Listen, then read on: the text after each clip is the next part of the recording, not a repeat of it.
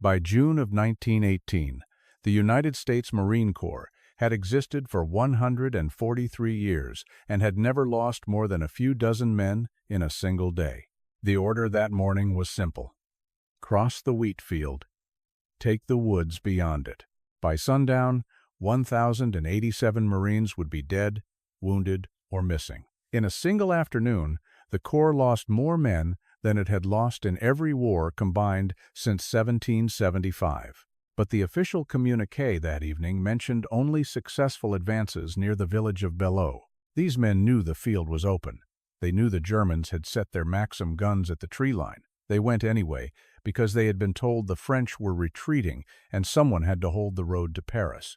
These are the 10 things history nearly forgot about the day the Marines walked into Belleau Wood. The wheat was waist-high that morning. By evening it was flattened, not by wind, by bodies. Let that sit for a moment. The 4th Marine Brigade had landed in France in the autumn of 1917. By the spring of 1918, most of them had still not heard a shot fired in anger. They were young. The average age in the 5th and 6th Marine Regiments was 22. Many had enlisted the week after the United States declared war. They were farm boys from Iowa, dock workers from Boston, clerks from St. Louis. They had been told they were the finest infantry on earth. They had never met the German army. On the 1st of June, the brigade was ordered northwest of Château-Thierry. The German spring offensive Operation Blücher had punched a 50-mile hole in the French line. Paris was 40 miles away. The road ran through a small hunting preserve owned by a French nobleman. On the maps it was marked Bois de Belleau. When the Marines arrived, French soldiers were streaming the other way. An officer in a torn uniform shouted at Captain Lloyd Williams of the 51st Company to turn his men around. The general retreat had been ordered. Williams looked at him and said the words that would be carved on a monument 7 years later. Retreat? Hell, we just got here. It was not bravado. He did not know what was waiting in the trees. Almost no one did. A letter from a young rifleman of the 6th Marines written on the 2nd of June 1918 describes the march toward the woods. He wrote, "We are going up tonight. I am not afraid." He would be killed 4 days later in the wheat. He was 19. The brigade dug shallow positions in the grain fields south of the woods. They had no maps of the interior. They had no artillery support of their own. The French guns had withdrawn with the French infantry. They had Springfield rifles, bayonets, and the belief drilled into them at Paris Island and Quantico that Marines do not give ground. The Germans inside Belleau Wood were not a broken force. They were the 237th Infantry Division, veterans of the Eastern Front, dug into stone outcrops and tangled undergrowth. They had positioned over 200 Maxim machine guns in interlocking fields of fire. They had been there for days. For 4 nights the Marines waited at the edge of the wheat. They wrote letters. They cleaned rifles. They listened to the German guns ranging in. On the morning of June the 6th, the order came down. Cross the field. Take the woods. At 5 o'clock in the afternoon on June the 6th, 1918, the Marines stepped out of the tree line south of the wheat field and began to walk. They walked because that was the doctrine. 4 waves, bayonets fixed, officers in front, rifles at port arms. The field was 400 yards wide. The wheat came up to their belts. For perhaps 30 seconds, nothing happened. Then the Maxim guns opened. A Maxim machine gun firing in 1918 could throw 600 rounds a minute. The Germans had more than 200 of them in and around Belleau Wood. They had registered every yard of that field for days. The first wave of the 5th Marines did not so much fall as dissolve. Sergeant Major John Quick, a Medal of Honor man from the war with Spain, watched it from a sunken road and later said only that the wheat seemed to lie down on its own. Lieutenant Colonel Frederick Wise of the 2nd Battalion lost almost every officer in his lead company within minutes. Captain John Blanchfield was hit. Captain Donald Duncan was killed, walking forward with a swagger stick. The men kept walking because turning back meant the same guns at their backs. A letter from Private Elton Mackin of the 6th Marines, written years later from memory, but drawn from his diary of June 1918, describes the moment the firing began. He wrote, "We started to run, and the boys began to fall." Mackin survived. Of the 250 men in his company that afternoon, fewer than 60 walked back. He was 20 years old. By the time the sun began to sink behind the wheat, the 5th and 6th Marine Regiments had taken 1,087 casualties. It remained the bloodiest day in Marine Corps history for the next 25 years, until a coral atoll called Tarawa in November of 1943. Read that number again. 1,087. In one afternoon, in a field of wheat. Most of them never reached the trees. The few who did, perhaps 300 Marines from the lead battalions, disappeared into the undergrowth of Belleau Wood. Their officers were mostly dead. Their radios did not work. The maps they had been issued did not show the boulders, the ravines, the German bunkers cut into the limestone. What would you have written home if you had only one letter left? Behind them, the wheat had gone quiet. The flattening was not done by wind. Stretcher-bearers from the regimental aid station worked through the night and could not finish before dawn.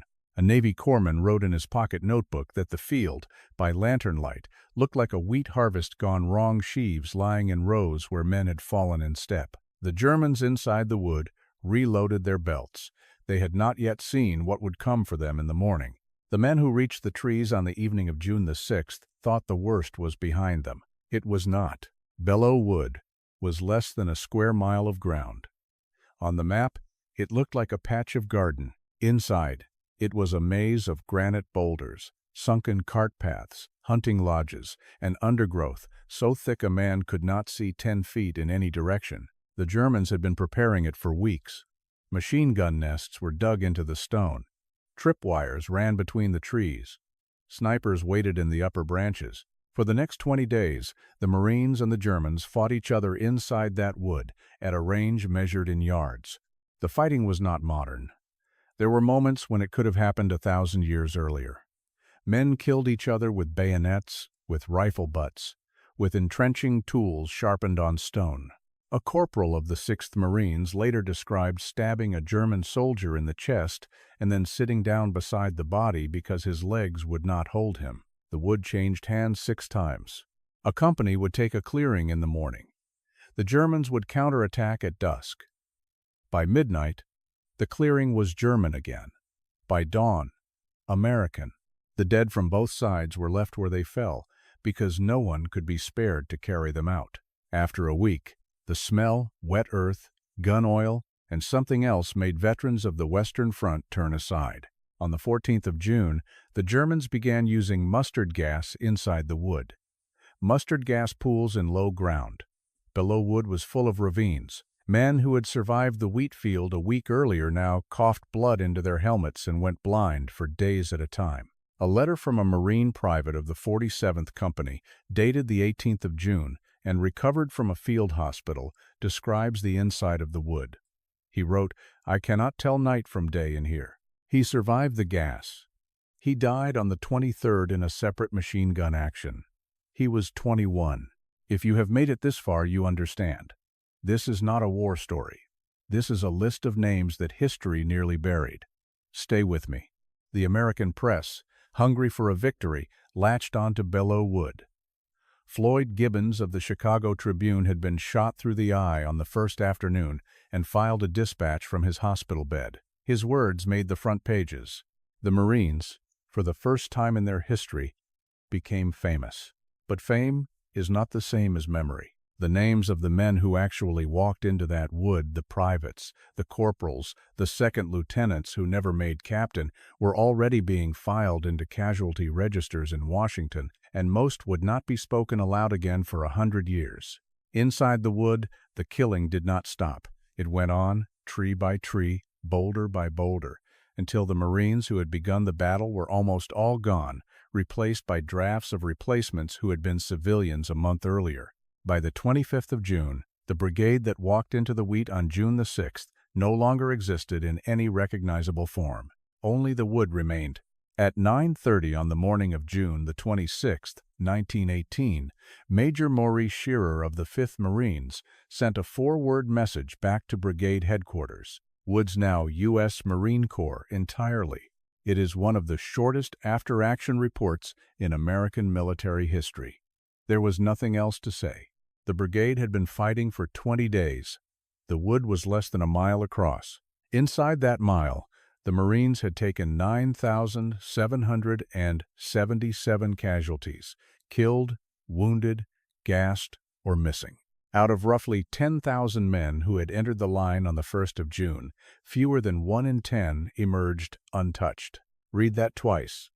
9 in 10. The 5th Marines and the 6th Marines, the two infantry regiments of the brigade, had each been effectively destroyed and rebuilt with replacements 3 times over. Some companies were now commanded by sergeants because every officer had been killed or evacuated. The 47th Company of the 5th Marines, which had crossed the Wheat with 250 men, mustered fewer than 30 for roll call on the morning of the 26th. To put this in perspective, in the entire 143 years of Marine Corps history before June of 1918, the Corps had lost fewer men in combat than it lost in those 3 weeks in one French wood. The first 9 entries were the ones the official histories chose to remember. The last one is the one they wanted erased. The French government, in a citation issued the following month, renamed the wood. Bois de Belleau was officially struck from the maps. The new name, gazetted in Paris on the 30th of June, was Bois de la Brigade de Marine, the wood of the Marine Brigade. It is still called that today. A letter from a Marine sergeant of the 6th Regiment, written from a hospital in Neuilly on the 29th of June, describes the men who came out of the wood. He wrote, "We are not who we were." He had been wounded twice in 20 days. He was 24. He would survive the war and die in 1961 without ever speaking publicly about Belleau Wood. The German army, for its part, did not consider the battle a defeat in the strategic sense. The line had bent, but not broken. What had changed was the assessment of the American soldier.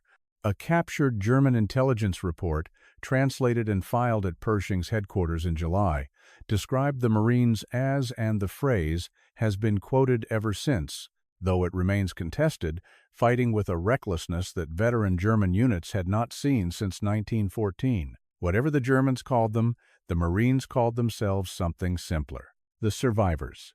There were not many. The brigade that had marched out of the staging area near Paris on the 1st of June numbered close to 10,000. By the 1st of July, the rolls listed barely 1,000 of the original men still in the line. The rest were dead, wounded, gassed, captured, or in hospital. The replacements, who took their place, would, in 2.5 months, walk into another wood at Soissons and lose almost as many again. But Belleau was the first. And for the men who had walked through the Wheat on the evening of June the 6th, it was also the last thing many of them would ever see clearly. The wood was theirs. The cost is still being counted. 107 years have passed since the Wheat at Belleau Wood was flattened. The wood itself is still there. It is a memorial now, kept by the American Battle Monuments Commission. The trees are second growth. The originals were splintered to matchwood by artillery in the summer of 1918 and cut down for salvage in the years after. The boulders remain. The shell holes remain, softened by a century of rain. In the spring, the wheat fields south of the wood are still planted, and they still come up to a man's waist by June. Beneath the trees, a small bronze plaque lists the units that fought there. It does not list the names of the dead. There are too many. So, why did America forget? The answer is partly arithmetic. 4 months after Belleau, the American Expeditionary Forces walked into the Meuse-Argonne offensive, and 26,000 more men died in 47 days. Belleau Wood, with its 1,087 casualties in a single afternoon, was buried under the larger numbers that followed. The answer is partly the calendar. The armistice came on the 11th of November, 1918, 5 months after the wood was taken. The country wanted to celebrate, not to count, and the answer is partly the next war. By 1945, the names Iwo Jima and Okinawa and the Bulge had replaced Belleau and Soissons and the Argonne in the American memory of what Marines did in wars. The men of 1918, those who came home, grew old quietly. Most never spoke of the wood. A few wrote books that did not sell. The rest carried it without comment until they were buried, often beside wives who had never been told the full story. There is one detail that survives in the regimental records. In the weeks after the battle, Before the wood was cleared for memorial use, some of the Marine survivors went back into the trees. They were looking for friends. They did not find many, but on the trunks of the surviving oaks, in pencil and in pocket knife, they began to carve names, just names, no ranks, no dates, no regiments. The bark grew over most of them within a generation. A few were photographed before the trees were cut. The photographs are in the archive of the Marine Corps History Division in Quantico, and they have never been published in full. We do not know whose names they were. We know only that someone wanted them remembered, and that the wood for a little while held them. Let their names stand. These were the men who walked into the wheat on the evening of June the 6th, 1918. Not heroes in the way the recruiting posters use the word. Just young men, mostly under 25, who had been told that the road to Paris ran through a French nobleman's hunting wood, and that someone had to hold it. 1,087 of them fell in a single afternoon, 9,777 of them in 3 weeks. The wood is still there, the wheat still comes up in June, and, somewhere, under 100 years of new bark, the names are still carved.